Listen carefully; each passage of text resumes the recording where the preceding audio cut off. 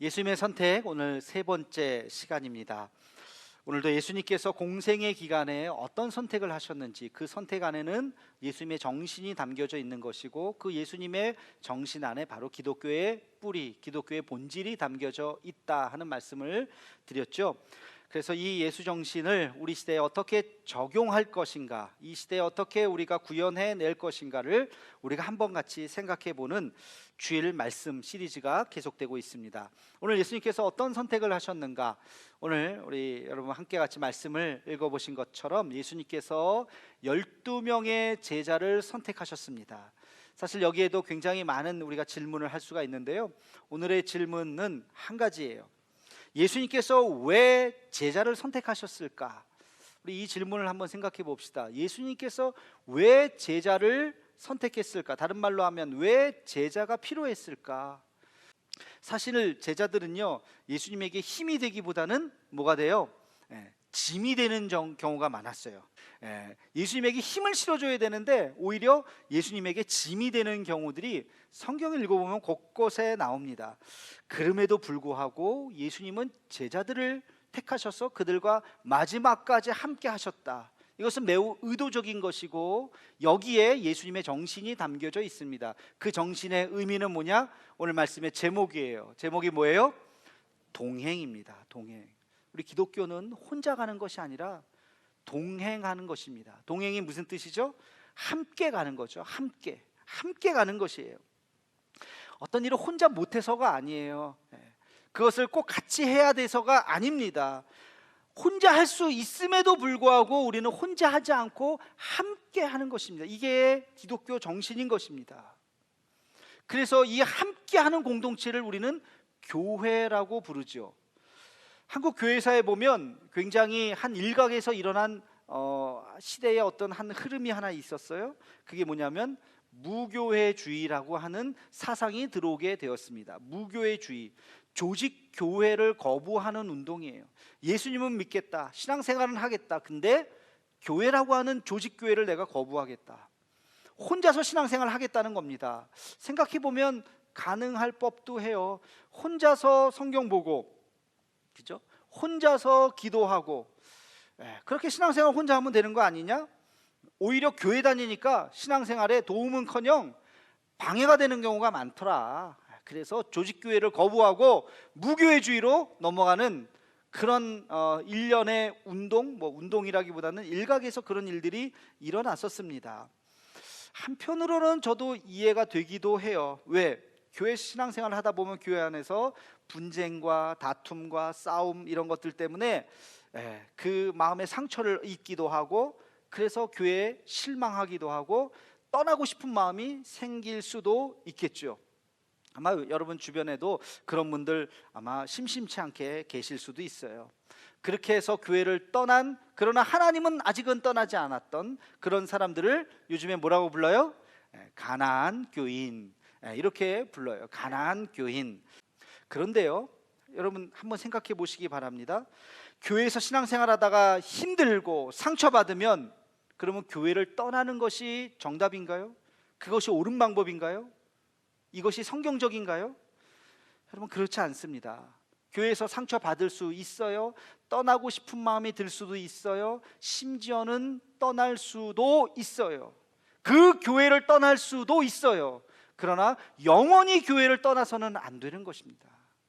마음 추스리고 자기가 혹시 반성할 것은 없는가, 자기 자신을 되돌아보고, 그리고 다른 교회 가서 다시 새롭게 신앙생활을 해야 되는 것입니다. 교회라고 하는, 이 교회에서 저 교회로 갈 수는 있겠지만 교회라고 하는 울타리를 벗어나서 우리는 신앙생활을 한다는 것은, 이것은 잘못된 생각인 것이죠. 왜? 신앙생활은 반드시 이 공동체, 교회라고 하는 이 공동체와 함께 동행하는 것이 신앙의 온전한 모습이기 때문에 그렇습니다. 바로 예수님처럼. 예수님은 혼자 하실 수 있었어요. 다 혼자 할 수 있어요. 다른 사람 필요 없었습니다. 그럼에도 불구하고 12명의 제자들을, 오합지졸 같은 제자들을 모아서, 그 제자들이 학문적으로 뛰어납니까? 집안이 좋습니까? 뭐가 좋습니까? 아니잖아요. 아무것도 없잖아요. 그냥 동네 그 청년들 모아서 그들과 함께 같이 마지막까지 그들과 함께 하셨다는 것입니다. 이것이 기독교 정신인 것이에요. 아까도 말씀드렸지만 예수님의 제자들은 예수님에게 힘을 보태주는 경우보다는 짐이 되었던 경우들이 훨씬 더 많았어요. 여러분 성경 한번 가만히 읽어보세요. 아마 예수님이 속 터져 죽을 만한 그런 경우들이 아마 몇 번 있었을 것 같아요. 동문서답하지를 않나, 쓸데없는 짓 해갖고 예수님을 공경에 빠뜨리지를 않나, 예수님이 속마음을 어렵게 얘기해서 야, 나 너무 힘들다, 나를 위해서 좀 같이 기도하자 그랬더니 예 그래 놓고서 뭐 했어요? 콜콜 잠자지를 않나. 마지막 한 친구는 어떻게 했어요? 예수님을 돈 받고 팔아버렸잖아요. 그럼에도 불구하고 예수님은 제자들을 원망하지 않았어요. 그 선택을 후회하지 않았어요. 그리고 그들을 포기하지 않았어요. 끝까지 그를 배반하셨던 그 제자까지도 예수님께서 다 품으신 거예요. 마지막까지. 여러분 교회도 그래요. 불완전합니다. 우리가 함께 같이 모여서 신앙생활 한다는 것이 여기는 완벽한 무슨 천국같이 생각하시면 안 돼요. 신앙생활 하다 보면 물론 좋은 점도 있어요. 고마운 점도 있고 감사한 일도 있죠. 그러나 또 때로는 아쉬운 점도 있어요. 내 마음하고 다른 것도 있어요. 상처받기도 해요. 화가 나기도 합니다. 그리고 때로는 교회가 왜 자꾸 나한테 부담을 주지? 이런 생각 들 수도 있어요. 때로는 왜 이렇게 강요를 하지? 그런 생각 들 수도 있어요. 내일부터 우리가 부흥회 합니다. 여러분 꼭 나오세요. 학년직 분자들 제가 출석 부릅니다. 꼭 안 나오시면 안 됩니다. 이런 얘기를 하면 여러분들이 마음에 부담이 되잖아요. 그렇죠? 뭐 안 나오고 나오는 건 내 마음이지 왜 자꾸 저렇게 부담을 줘? 그렇게 생각하실 수 있어요. 여러분 신앙생활이라고 하는 것은 어떤 면에서는 부담일 수 있어요. 또 어떤 면에서는 강요일 수 있어요. 순종과 강요는 종이 한 장 차이예요. 하나님께서 아브라함에게 나타나셨습니다. 본토 친척 아비 집을 떠나서 가라. 이것이 부담이었을 거예요. 하나님이 모세에게 나타났어요. 그리고 모세에게 지팡이를 주면서 이거를 들고 애굽 왕 바로 앞에 가서 이스라엘 민족을 이끌고 가나안으로 가라. 나 지금 나이가 몇입니까? 나 지금 이렇게 편안하게 잘 살고 있는데 나 그런 욕심 없어요. 나 영웅되고 싶은 마음도 없어요. 부담 주지 마세요. 강요하지 마세요. 그렇게 생각할 수 있지요. 그러나 모세도 그 말씀 앞에 순종했죠. 순종하지 않았던 사람이 한 명 있었죠. 예수님이 부자 청년을 만드셨습니다. 너가 나를 따르기를 원하느냐? 너의 모든 재산을 팔아서 가난한 자들에게 나눠주고 너는 나를 따르라 그랬어요. 근데 부자 청년이 어떻게 했어요? 이 피 같은 돈, 내가 이거 어떻게 모은 돈인데 이걸 팔아서 가난한 자들에게 주라고? 무슨 말씀을 그렇게 섭섭하게 하십니까? 나 그거 못합니다. 그 예수님의 말씀을 순종하지 못했던 것입니다. 신앙생활을 하다 보면 어떤 것은 부담이 될 수도 있고 어떤 것은 강요처럼 느낄 수도 있어요. 근데 그것을 넘어설 수 있는 것이 뭐냐? 그게 믿음이라는 거예요.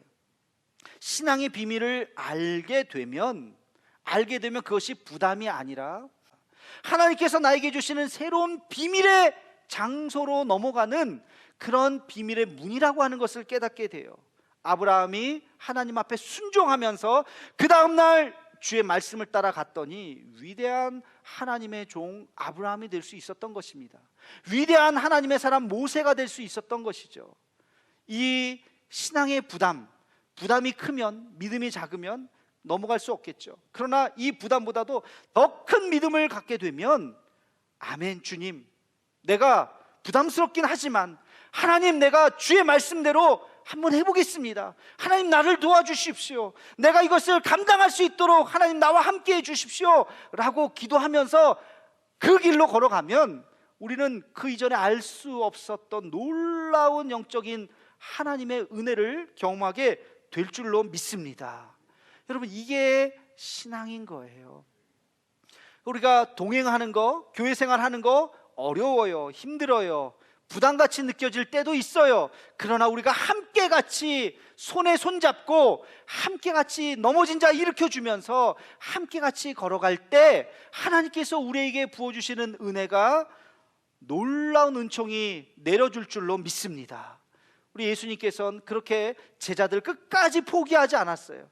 마음속에 쏙 드는 제자들 한 명도 없었어요. 수제자라고 얘기했던 베드로마저도 별로 그렇게 마음속에 쏙 들지 않으셨을 거예요. 그렇지만 그들 끝까지 함께 그 마지막까지 걸어갔더니 놀라운 위대한 하나님의 사도가 될 수 있었던 것입니다.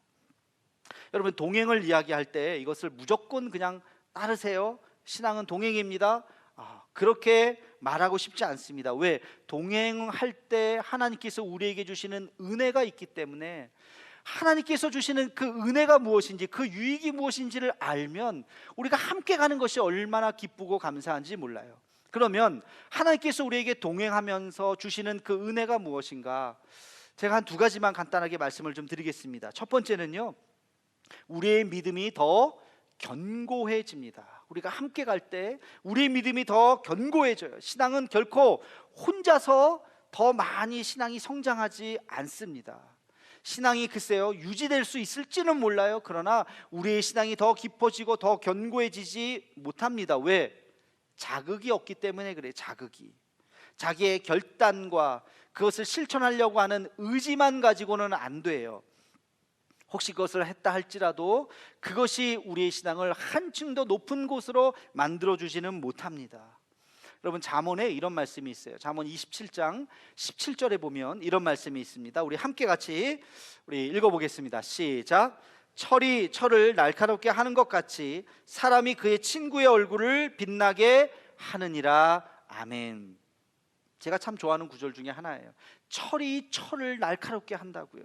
여러분, 이게 무슨 말이에요? 우리가 서로가 서로에게 자극을 주면서 내 안에 있었던 모난 부분이 점점점 이렇게 다듬어지고, 그리고 다른 사람에게도 선한 영향력을 주면서 그 사람도 더 같이 함께 같이 발전하는 거예요.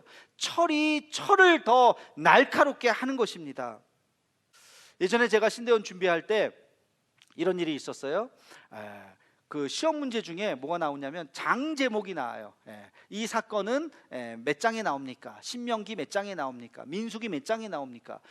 그런 문제가 전체 시험 중에 적으면 두세 문제, 많으면 네 다섯 문제까지 나와요. 그러니까 이 장 제목을 다 외우지 않으면 헷갈려서 이게 다 틀리게 돼요. 그래서 저도 큰 마음 먹고 장 제목 외워야지. 그래서 모세 오경 5권의 장 제목을 다 외운 적이 있어요. 소실적에 다 외워서 친구한테 이제 자랑을 하고, 야, 물어봐, 내가 모세 오경 다 외웠다.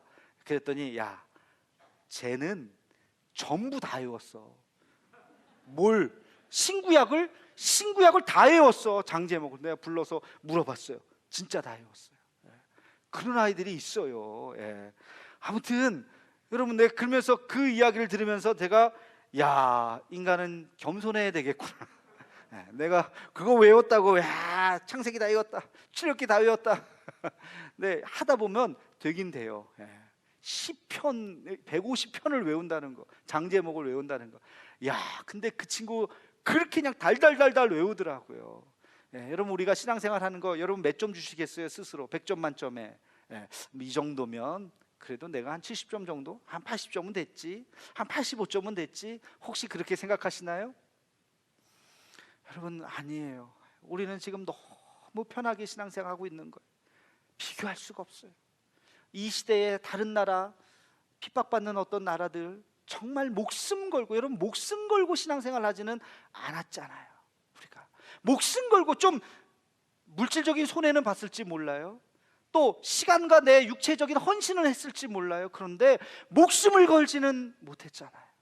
목숨 걸고 신앙생활하는 사람들이 있다니까요. 2000년 역사를 보면 너무나도 많아요. 2000년까지 갈 필요도 없어요. 지난 시간에 제가 영상 지난주에 촬영을 했어요. 한국교회에서 일제시대 때 신앙생활을 했었던 우리 믿음의 선조들, 아주 멀지도 않잖아요.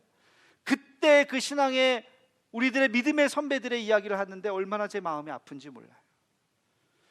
우리는 지금 너무 편하게 신앙생활하고 있구나. 아무리 잘해도 100점 만점에 30점밖에 안 되겠구나. 그런 생각이 들었어요.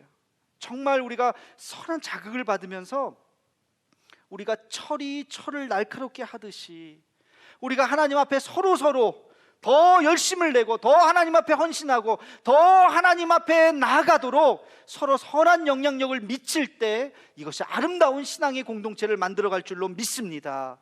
그런 교회를 만들어가는 우리 모두가 되기를 주님의 이름으로 축원합니다. 한 가지 더 말씀을 드릴게요. 우리가 공동체로 살아가는 유익 또 한 가지는 뭐냐면, 우리가 함께 같이 신앙생활을 할 때 우리의 다음 세대들, 우리의 자녀들이 믿음 안에서 자랄 수 있는 것입니다. 제가 기독교 교육을 전공했잖아요. 근데 기독교 교육에서 아주 중요한 테마가 있죠. 그건 뭐예요? 어떻게 다음 세대들에게 신앙을 전할 것인가, 이거 연구하는 거잖아요. 전통적으로 첫 번째 정답이 뭐냐면, 첫 번째 답이 뭐냐면 티칭이라는 거예요. 교수법, 가르쳐라 하는 거죠.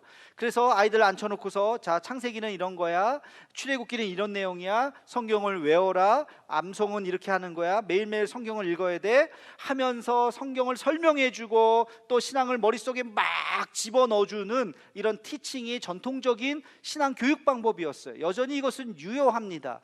그런데 문제가 하나 있어요. 무슨 문제가 있겠어요?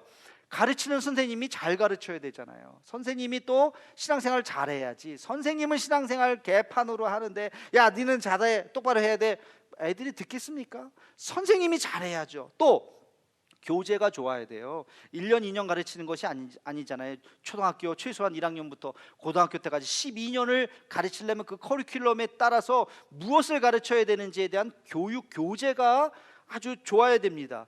또 교육 방법론이 좋아야 돼요. 말로만 해서는 애들 다 도망가죠.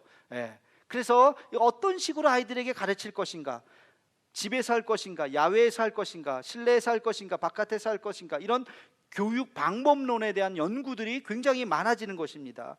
그리고 기자재, 미디어죠. 무엇을 어떻게 전할 것인가, 말이냐, 영상이냐, 다른 어떤 것이냐, 이 시대의 문화를 활용한 이런 전달법, 그래서 그런 것들이 계속해서 발전을 합니다.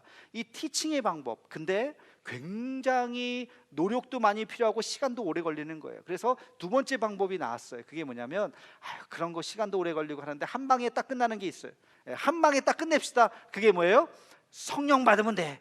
성령 받으면 돼. 아이들을 가둬놓고 불 끄고, 자, 주여 삼창 1시간 동안 나오지 못하게 만들고 막 기도하고, 그러면 그래서 성령 받은 아이들이 하나가 나타나면 그 아이들이 막 변하죠. 근데 이게 문제점이 있어요.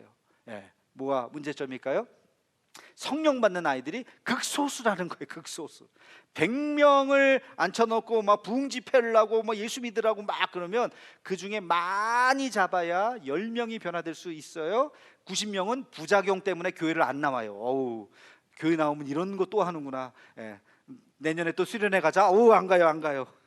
부작용이 나타나요. 그래서 이 성령 체험 방법이 어떻게 보면 참 좋은데 이게 또 다 먹혀지지 않는 거예요. 세 번째 방법이 존 웨스트호프 3세라고 하는 아주 유명한 기독교 교육학자가 주장한 거예요. 이게 뭐냐면 신앙 공동체 이론입니다. 신앙은 공동체를 이룰 때 그 신앙이 전수된다 그랬어요. 그래서 가르쳤다고 얘기하지 않았습니다. 전수됐다 그랬어요.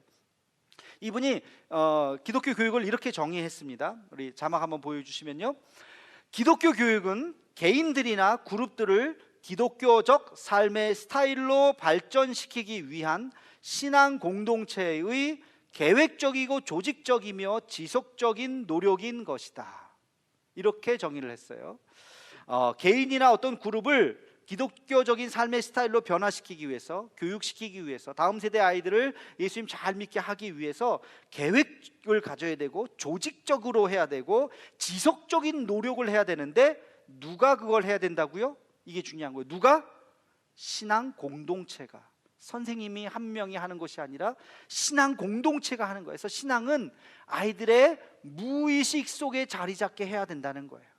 문화로 자리 잡도록 해야 그 신앙이 스폰지에 물이 쫙 스며들듯이 아이들이 잘 스며든다는 거예요.